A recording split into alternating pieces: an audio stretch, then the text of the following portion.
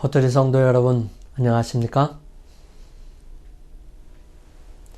하나님의 거룩하신 은혜가 오늘 이 시간 여러분과 저에게 함께하여 주시기를 간절히 소망합니다. 오늘은 믿음의 발자취 네 번째 시간으로 그대로 순종하는 노아 함께 살펴보겠습니다. 창세기 6장 18절에서 22절 말씀, 오늘 여러분과 저에게 주신 하나님의 말씀이십니다. 그러나 너와는 내가 내 언약을 세우리니 너는 내 아들들과 내 아내와 내 자부들과 함께 그 방주로 들어가고 혈육 있는 모든 생물을 너는 각기 암수 한 쌍씩 방주로 이끌어들여 너와 함께 생명을 보존케 하되 새가 그 종류대로 육축이 그 종류대로 땅에 기는 모든 것이 그 종류대로 각기 둘씩 네개로 나아오리니 그 생명을 보존케 하라. 너는 먹을 모든 식물을 네개로 가져다가 저축하라. 이것이 너와 그들의 식물이 되리라. 노아가 그와 같이 하되 하나님이 자기에게 명하신 대로 다 준행하였더라. 우리가 믿음의 부조를 살펴볼 때에 노아에 대해 생각해 볼 수 있는 신앙의 한 부분은 무엇일까요? 그것은 다름 아닌 전혀 알지 못한 것에 대한 말씀에 대해 믿고 순종하였다는 것입니다. 정확한 순종, 온전한 순종이 필요한 것인데 노아를 통해서 우리는 순종의 모습을 함께 살펴보기를 원합니다. 사도 바울은 노아에 대해 이렇게 기록합니다.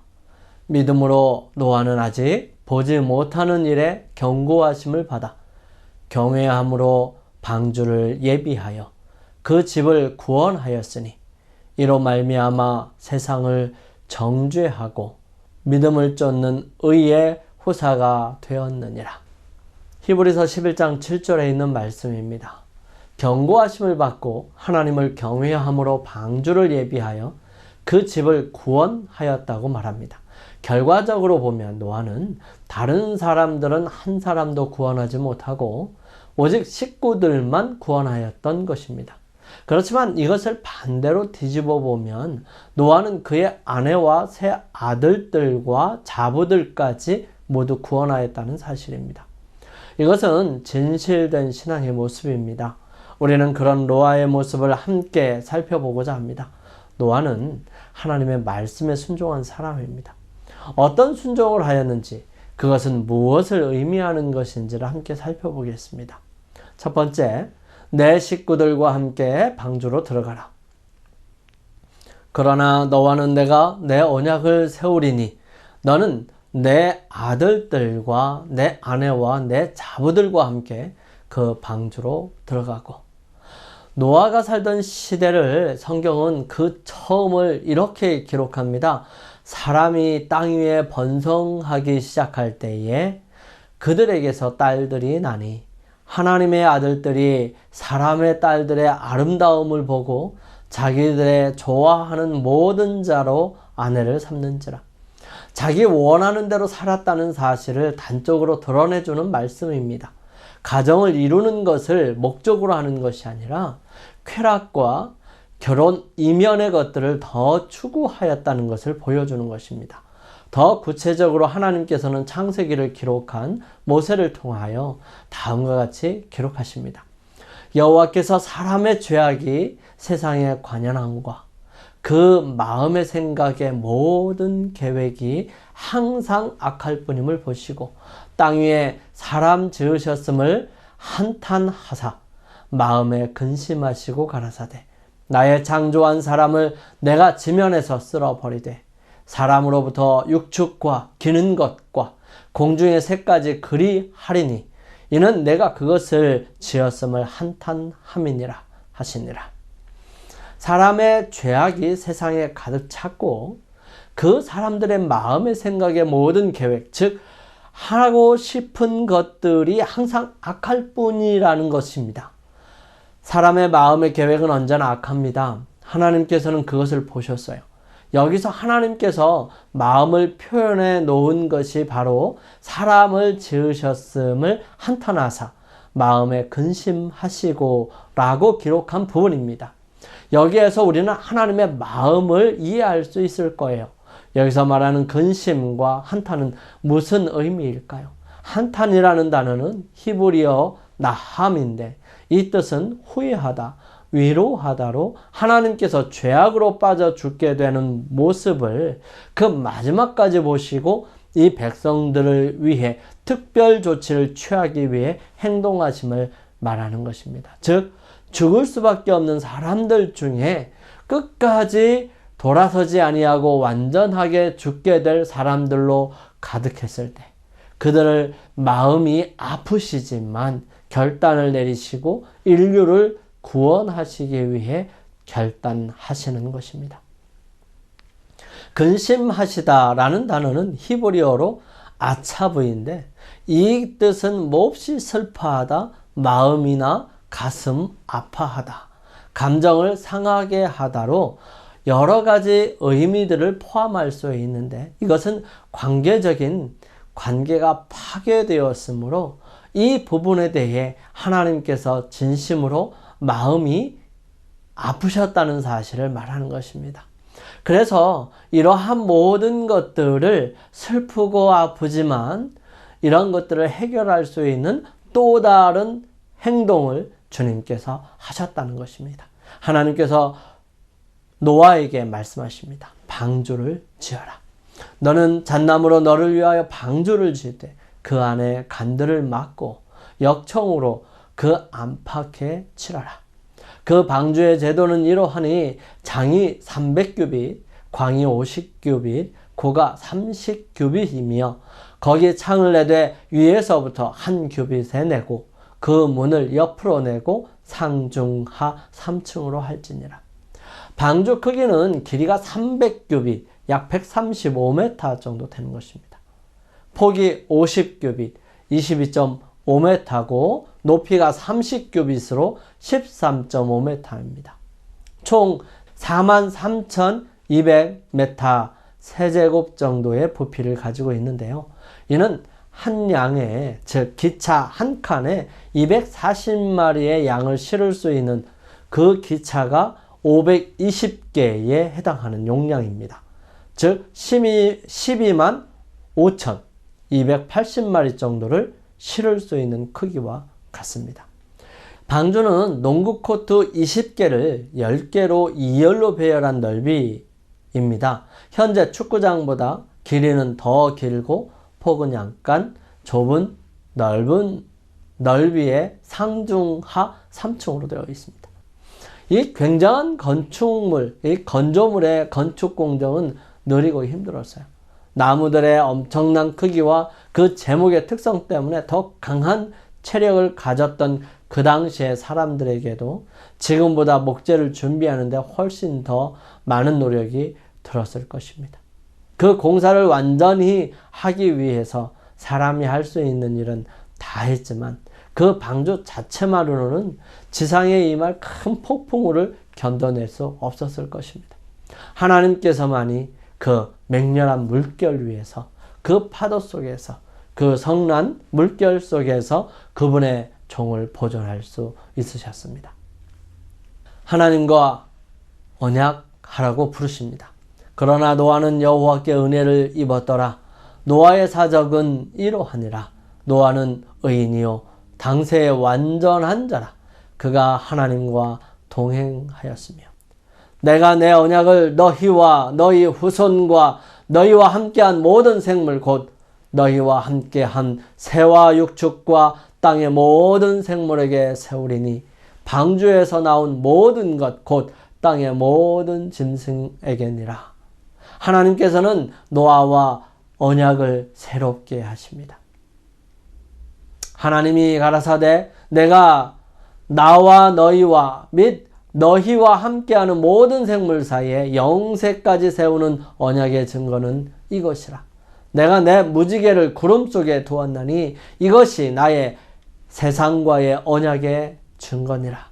내가 구름으로 땅을 덮을 때에 무지개가 구름 속에 나타나면 내가 나와 너희와 및 혈기 있는 모든 생물 사이에 내 언약을 기억하리니 다시는 물이 모든 혈기 있는 자를 멸하는 홍수가 되지 아니하리라.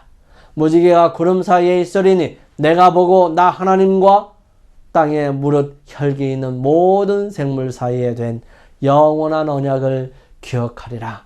하나님이 노아에게 또 이르시되 내가 나와 땅에 있는 모든 생물 사이에 세운 언약의 증거가 이것이라 하셨더라. 많은 사람들이 노아를 광신자라고 몰아붙이고 많은 사람들이 노아에 대하여 듣지 않고 노아를 이상한 사람이라고 하고 광신자라고 조롱할 때에 노아는 어땠을까요? 영감의 말씀은 이렇게 기록합니다. 그러나 노아는 폭풍우 가운데 반석같이 굳게 섰다. 대중의 멸시와 조롱에 둘러싸인 그는 거룩한 성실과 확고부동한 충성을 나타냈다. 그의 말은 그분의 종을 통하여 사람에게 말씀하신 하나님의 목소리였기 때문에 능력이 있었다. 120년간 그의 엄숙한 음성이 인간의 지혜로 판단해 볼 때 불가능한 사건들에 관하여 저 세대의 사람들의 귀를 울리고 있는 동안 하나님과의 연결이 그를 무한하신 능력 안에서 강하게 만들었다. 사랑하는 성도 여러분, 이 노아는 자신의 삶을 온전히 하나님께 드리면서 하나님과 바른 관계를 계속해서 이어갑니다. 그 바른 관계는 다른 사람이 어떠하든지 어떤 태도를 그에게 보여주든지 상관없이 하나님 안에서 온전하고 강하게 만들었다는 사실인 것입니다. 하나님께서는 그래서 노아에게 말씀하십니다. 내 식구를 구원하라. 여호와께서 노아에게 이르시되 너와 내 온 집은 방주로 들어가라. 내가 이 세대에 내 앞에서 의로움을 내가 보았음이니라. 성경은 노아가 아들들과 아내와 자부들과 함께 홍수를 피하여 방주에 들어갔고 라고 기록합니다. 노아가 세상에 그의 경고의 기별을 전하고 있는 동안 그의 업적이 그의 성실성을 증거하였던 것입니다. 이렇게 해서 그의 믿음은 온전하게 되었고요. 분명하게 드러났습니다. 그는 하나님께서 말씀하신 것을 그대로 믿는 모본을 세상에 보여주었다. 그가 소유했던 모든 것을 그는 방주를 짓는데 바쳤다. 이 식구들은 오직 노아의 믿음과 하나님께서 인정하신 의로움으로 구원을 얻을 수 있었습니다. 하나님께서 노아에게 너와 내 온 집은 방주로 들어가라. 내가 이 세대에 내 앞에서 의로움을 내가 보았음이라고 명하셨던 것입니다. 노아의 경고가 세상 사람들에게는 거절을 당했지만 그의 감화와 모본이 그의 가족에게는 복된 결과를 가져왔던 것입니다. 그의 충성과 성실의 보상으로서 하나님께서는 그의 모든 가족들을 그와 함께 구원하셨습니다. 부모의 성실에 대한 이 얼마나 큰 격려일까요? 사랑하는 성도 여러분, 우리의 삶에서 어떠한 순간이라 할지라도 믿음을 저버리지 말아야 하는 이유는 우리의 의로움과 믿음 때문에 자녀들도 구원에 이를 수 있게 될 것이기 때문입니다. 하나님께서 노아를 통해서 보여주시는 놀라운 발자취들은 바로 하나님의 말씀에 늘 순종하는 사람이 되는 것, 바로 그것입니다. 말씀하신 대로 그 말씀에 대한 나의 생각이 아니라 그대로 그 뜻대로 순종하고 따라가는 믿음의 사람이 되기를 간절히 소망합니다.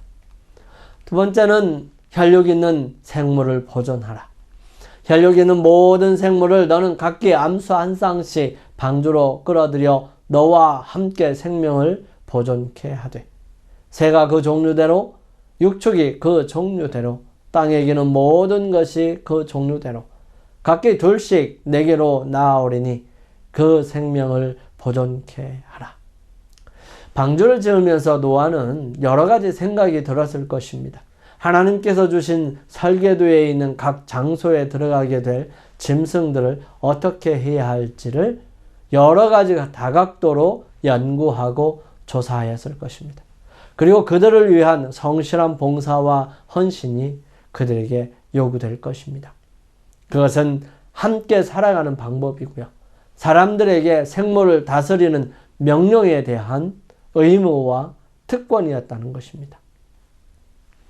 방주 안에 있는 모든 생물들에게 언제, 어떻게, 얼마나 나누어 줄 것이며 그들의 배설물들은 어떻게 처리할 것이며 그들에게 가져다 주고 생활 습관에 대해 어떻게 해야 하는지 참 많은 것들을 알아야 하지 않았을까요? 그래서 모든 생물을 조사했을 것입니다. 그들과 모든 들짐승이 그 종류대로, 모든 육축이 그 종류대로, 땅에 기는 모든 것이 그 종류대로, 모든 새 곧 각양의 새가 그 종류대로 무릇 기식이 있는 육체가 둘씩 노아에게 나와 방주로 들어갔으니. 여러분, 여기에서 노아에게 나와 방주로 들어갔다라고 하는 이 의미 속에는 노아의 검수를 거쳤다는 것입니다. 그리고 노아가 들어가게 하는 그 우리 속에, 그 케이지 속에, 그 상자 속에, 그 방으로 들어갔다는 사실을 의미하는 것입니다. 많은 사람들이 이 부분에 대해서 의문을 품고 또 여러 가지 다른 생각들을 가져옵니다. 오늘날 살고 있는 포유류 종류가 약 3,500종인데 조류는 8,600종, 파충류와 양서류는 약 5,500종이 모두 승선했다 할지라도 다 해봤자 17,600마리로 각각 한 쌍씩으로 계산하면 겨우 35,200마리의 동물을 실어야 합니다. 이 동물들의 크기는 다양하기 때문에 그 평균 크기를 양이라고 한다면 이 방주는 125,280마리의 양들을 수용할 수 있는 용량이므로 방주는 실제로 승선했던 동물들보다 약 3배 이상 동물들을 태울 수 있는 크기였음을 알 수 있습니다. 사실 양의 크기는 동물을 크기 순으로 나열한다면 11% 정도에 위치하는 것으로 알려져 있습니다. 양이 평균적 크기가 되기에는 너무 크고요. 승선시킨 동물들 중에서 덩치가 큰 동물들의 경우 새끼나 어린 동물들을 태웠을 것이 예상되기 때문에 이 방주에 승선한 동물들의 용량은 더욱 줄어들 수 있습니다. 여분의 장소에는 멸종된 동물들, 식량, 물, 또 노아의 가족들, 방주에서 태어난 새끼들을 위해서 사용되었을 것입니다. 우드 모라페 박사는 그의 책 노아의 방주, 그 가능성 연구에서 구체적으로 이 방주에 들어간 동물들의 종류와 마리수를 포유류는 7,428마리, 조류는 4,602마리, 파충류는 3,724마리, 총 15,754마리로 약 16,000여 마리의 동물들이 방주 내로 들어간 것으로 추정했습니다. 이에 대해서 단 바튼이라고 하는 분은 방주에 탄 동물들의 수를 16,000마리로 추정한 것은 진화론자들에게 너무도 관대한 수치라고 말하면서 이 동물들은 원래 그 종들별로 한 종씩만 들어갔다고 하면 숫자는 훨씬 더 줄어든다고 얘기하는 것입니다. 만약 동물이 평균 약 50 곱하기 30cm의 케이지에 들어간다면 부피는 한 동물당 약 75,000 세제곱센티미터 정도 됩니다. 그러면 16,000마리면 단지 1200 세제곱미터에 해당합니다. 만약 곤충이 100만 종이 방주 내에 있었다 하더라도 문제가 되지는 않습니다. 가로, 세로, 높이 10cm의 공간에 곤충이 한 종씩 있을 경우 그거는 1000m 세제곱 정도밖에 되지 않습니다. 그러나 곤충은 방주에 타지 않았을 가능성이 큽니다. 여하간 이들의 부피는 방주 용량 43,200 세제곱미터에 비하면 매우 적은 부피라는 사실이죠. 방주는 이들 동물들을 충분히 실을 수 있는 크기인 것입니다. 동물들의 구분에 대해서 중요한 또 하나의 분류 기준 중에 하나는 바로 부정한 짐승과 정한 짐승을 구분하는 것입니다. 이것은 사람이 구분한 것뿐만 아니라 하나님께서 이미 구분하여 지정하셨고요. 그의 경우는 동물들을 통해서 분명하게 보여 알게 되었을 것입니다. 부정한 짐승과 정한 짐승을 나누라. 너는 모든 정결한 짐승은 암수 7씩, 부정한 것은 암수 2씩을 내게로 취하여 공중의 새도 암수 7씩을 취하여 그 씨를 온 지면에 유전케 하라. 성경을 비판하는 사람들은 이 방주에 태워진 동물의 숫자가 창세기 7장 14절 15절에는 2이고 창세기 7장 2절 3절에는 7이기 때문에 성경에 오르라고 주장하고 있습니다. 그러나 자세히 읽어보면 정결한 동물은 암수 7씩, 부정한 동물은 암수 2씩 방주에 탔음을 알 수 있습니다. 창세기 7장 3절에 공중의 새는 2절에 정결한 짐승 중에 포함되어 계속되는 문장일 것입니다. 즉 공중의 새 중 정결한 새는 암수 7씩 태워졌다는 것입니다. 그 이유는 아마도 홍수 기간 동안 방주 내에서 정결한 짐승을 잡아 노아가 제사를 드리는데 불편함이 없도록 하시기 위함이었을 것입니다. 창세기 8장 20절에는 노아가 방주에서 나와서 정결한 짐승 중에서와 정결한 새 중에서 취하여 번제를 드리는 장면이 나옵니다. 만약 모든 동물들이 한 쌍씩만 들어갔더라면 그 동물은 노아의 번제와 동시에 멸종해 버렸을 것입니다. 그들을 위한 준비를 하라는 것입니다. 너는 먹을 모든 식물을 내게로 가져다가 저축하라. 이것이 너와 그들, 그 동물들의 식물이 되리라는 것입니다. 생물들이 방주에 타면 되는 것이 아니죠. 그들이 1년 동안 방주에 있었기 때문에 그 1년 동안 살 수 있도록 환경을 만들어주고 그들을 보호할 수 있는 준비를 갖추는 것이 필요했습니다. 먹이, 습성, 생활 방식 이런 여러 가지 것들이죠. 그렇지만 아주 특이한 펜더곰 같이 대나무 숲만을 좋아하는 이 펜더곰 어떻게 되었을까 의아해합니다. 하지만 이 펜더곰도 대나무 숲만 먹는 게 아니라 쌀로 만든 오트밀죽도 먹고 또 붉은 팬더는 대나무 숲의 순이 공급 없이도 상당 기간 동안 안 먹고도 살 수 있게 됐고요. 또 대나무 순을 좋아함으로 이것이 없으면 죽는다는 생각은 아마 과장된 생각이었던 것 같습니다. 그리고 이 동물들에는 하나님께서 아주 특이한 상황들을 만들어 주실 수 있으실 텐데요. 그거는 겨울잠 자는 겁니다. 이 동물들이 잠자는 상태로 들어가면 거의 먹지 않아도 생명을 연장할 수 있다는 사실인 것입니다.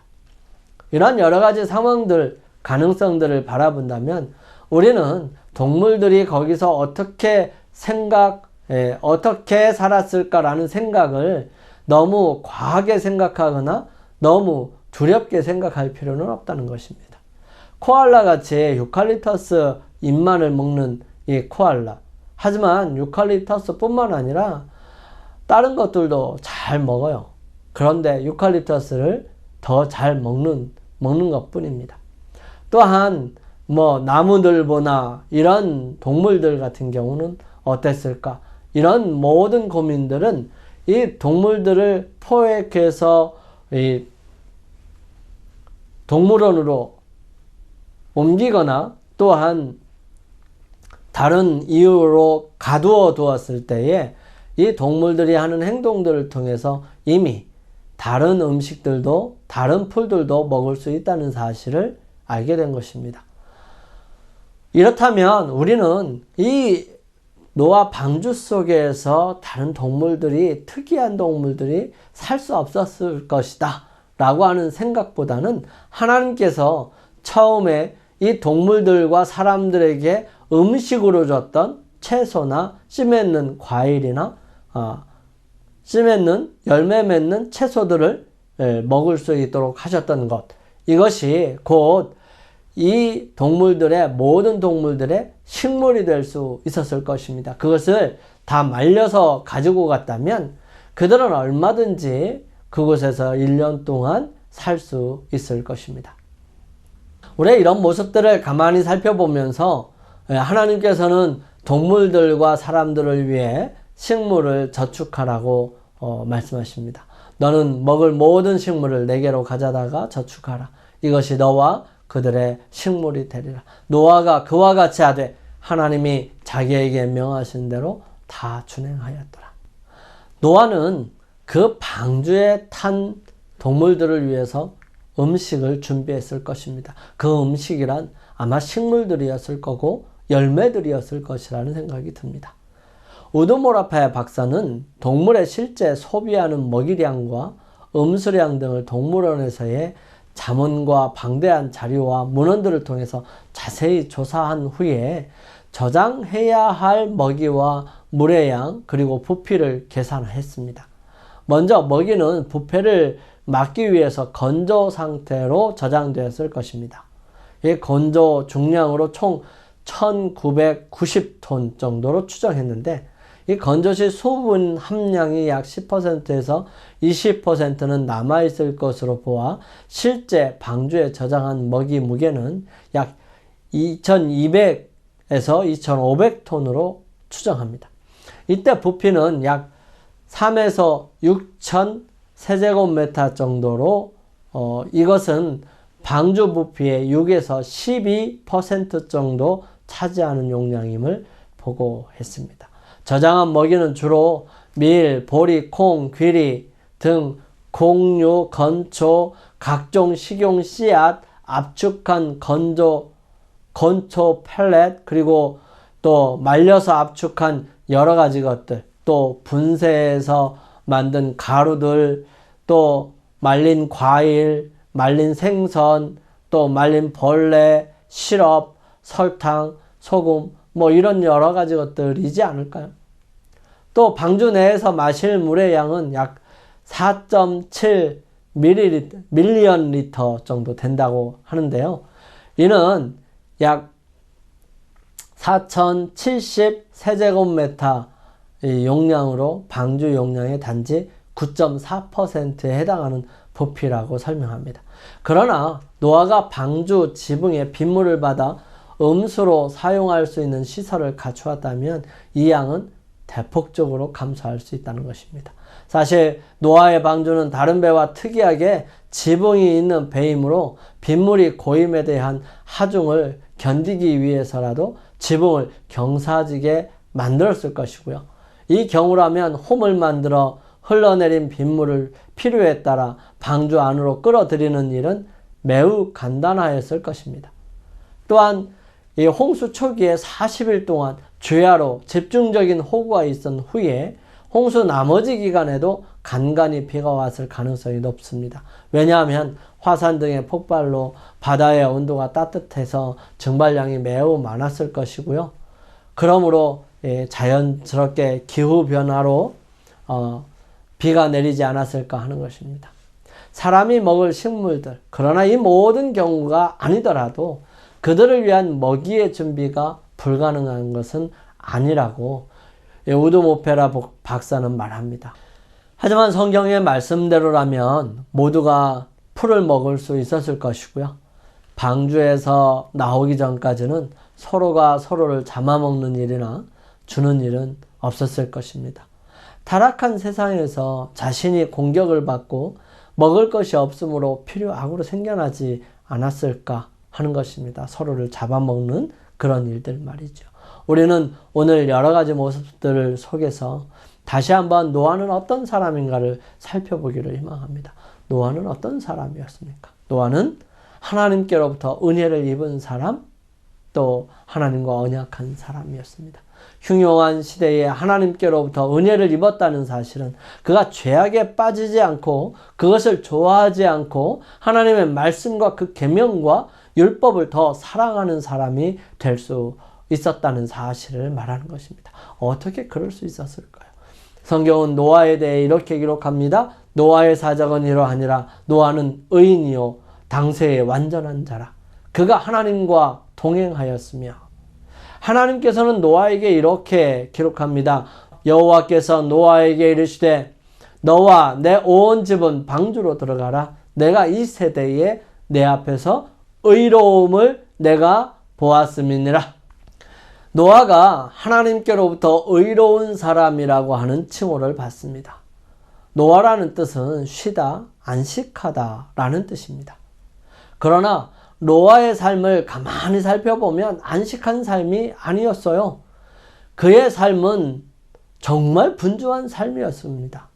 그럼에도 불구하고 그가 쉬다, 안식하다 라는 의미를 가질 수 있었고 그런 이름을 가졌던 것은 세상의 모든 죄악이 땅속으로 쉬게 될 것이고 없어질 것이라는 사실입니다. 많은 사람들 속에서 하나님께서 주시는 은혜를 입은 사람입니다. 성경은 노아에 대해 분명하게 기록하고 알려줍니다. 노아가 그와 같이 하되 하나님이 자기에게 명하신 대로 다 준행하였더라. 하나님께서 명하신 대로 다 준행하는 사람. 그 사람이 오늘날 여러분과 제가 되시기를 간절히 바랍니다. 그 일이 이해가 되든 그렇지 않든 힘든 일이든 쉬운 일이든 어렵고 희생이 필요한 일이더라도 그는 분명하게 그에게 말씀하신 그 모든 것을 순종하였던 사람입니다. 노아는 자신의 믿음을 나타내는 사람이었습니다. 여호와께서 그 향기를 흠양하시고 그 중심에 이르시되 내가 다시는 사람으로 인하여 땅을 저주하지 아니하리니 이는 사람의 마음에 계획하는 바가 어려서부터 악함이라. 내가 전에 행한 것 같이 모든 생물을 멸하지 아니하리니 땅이 있을 동안에는 심음과 거둠과 추위와 더위와 여름과 겨울과 낮과 밤이 쉬지 아니하리라. 이 쉬지 아니하리라 라고 하는 이 말씀에는 하나님께서 끊임없이 일하신다는 말씀이에요. 영감의 말씀엔 이렇게 기록합니다. 그가 방주에서 나와서 처음으로 한 일은 제단을 쌓고 각종 정결한 짐승과 새들 중에서 희생을 드려서 구원에 대한 그의 감사를 하나님께 드린 일이었다. 그는 그같이 함으로 위대한 희생 제물이신 그리스도에 대한 그의 신앙을 나타냈다. 이 제사는 주를 기쁘시게 했으며 족장과 그의 가족뿐만 아니라 땅에 살게 될 모든 사람에게 축복을 가져다 주었다. 사랑하는 성도 여러분, 하나님의 말씀을 준행하는 노아를 바라보면서 우리는 어떤 모습을 가져야 할까요? 우리도 하나님께서 말씀하신 것을 준행하는 사람이 되기를 소망합니다. 늘 모든 것을 믿고 의지하며 아무리 이해가 가지 않는다 할지라도 분명하게 순종하는 믿음의 사람이 되어야 하고 그러한 사람이 필요한 것입니다. 우리 삶에 역사하시는 주님을 바라보며 살아가는 여러분과 제가 되기를 간절히 소망하면서 말씀을 줄이겠습니다. 우리 함께 결심하시면서 우리의 결심을 주님께 드리는 개인 기도를 드리시겠습니다.